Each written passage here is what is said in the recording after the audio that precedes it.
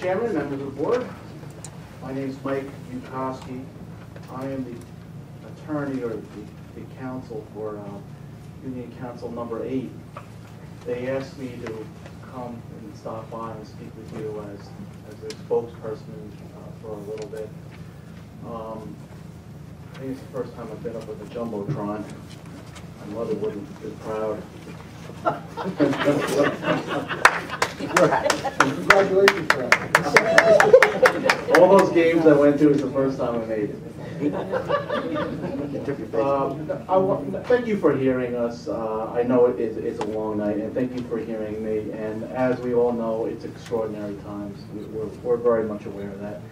And we have all come here, all my Council 8 comrades and myself have come here to stand with you through these times and to try to work through these times together as citizens and as employees and representatives of Union County. That's why we came here, to show you that we do care, we have interest, and we have the same interest as you do, which is the good of Union County.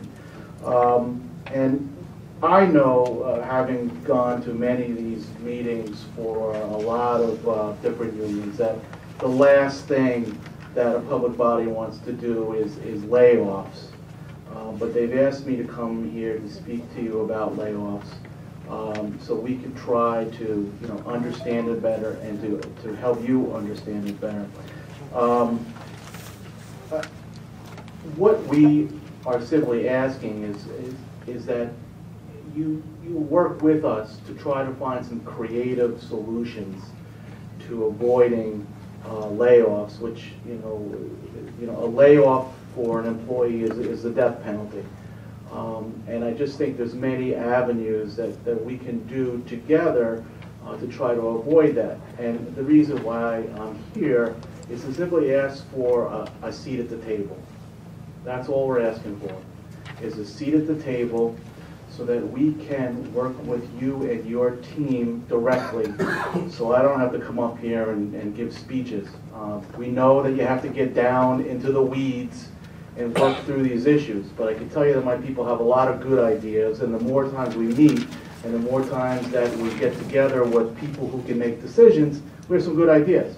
And we have some good ways that we can help you do it, but we need to be able to communicate that to you directly and not through freeholder meetings. I think we all know that if the lights here in this room were to go out now, the people that we would be looking to are Council 8 workers, and probably a couple guys over there that do the buildings. If the lights went out, you would have to ask them to fix it. There's a lot of quality, courageous police officers here, and there's a lot of directors here that are probably smarter than I am, but when it comes down to it, to keep the lights on, we're going to need one of our county workers to do it. Or if the thermostat was to break, we're going to need a Council 8 worker to fix that too. My point being is that, these are the people that build the roads and fix the furnace and fill the holes and get called out in the middle of the night to plow the roads. They're the people that do actual jobs, that actually work and help this county to handle the day-to-day activities. And these are things that I take for granted, and probably everybody else takes for granted too, but we actually need physical people with boots on the ground to do these jobs. And my point is that these are actual workers in our county. These are actual people with families in our county. We have roots in the county. Our kids go to school here. They have invested their entire lives in Union County. And before we cut one job, and we're not talking about physical items like buying new trucks or new windows. Those are just things. We're talking about people with lives in Union County. These are real people with real families. And I just think that needs to be our priority. We have to remind ourselves that has to be our priority. Keeping people with families and jobs in Union County. So my message is to just try to reprioritize all the things that we're doing and all the discussions that we're having. I know that you know, these are very difficult times. We're not going to get any help from Trenton.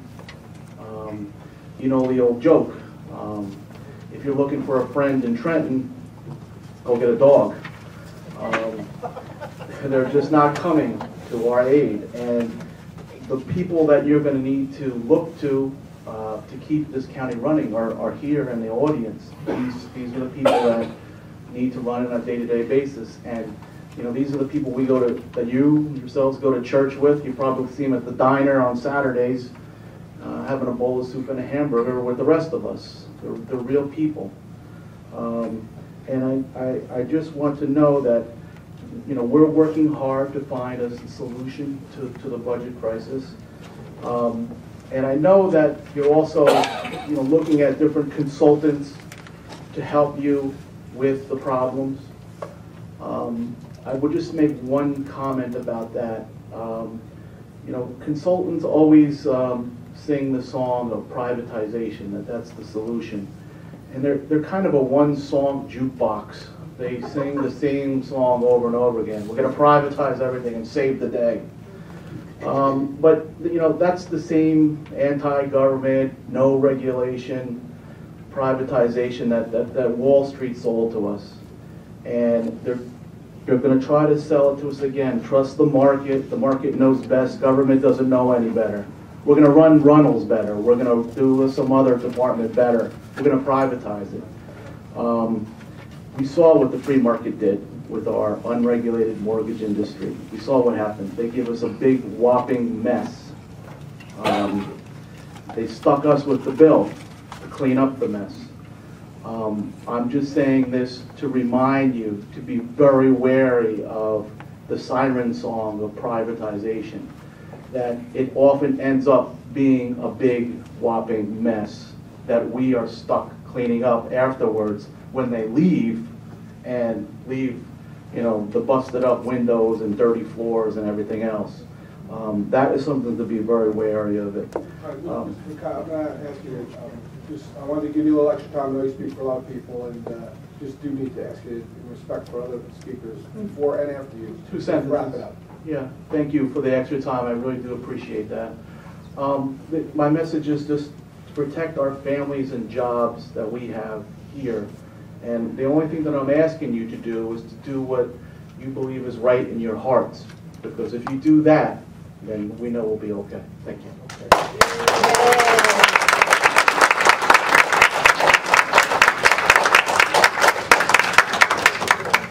Did you have an opportunity to speak, or not?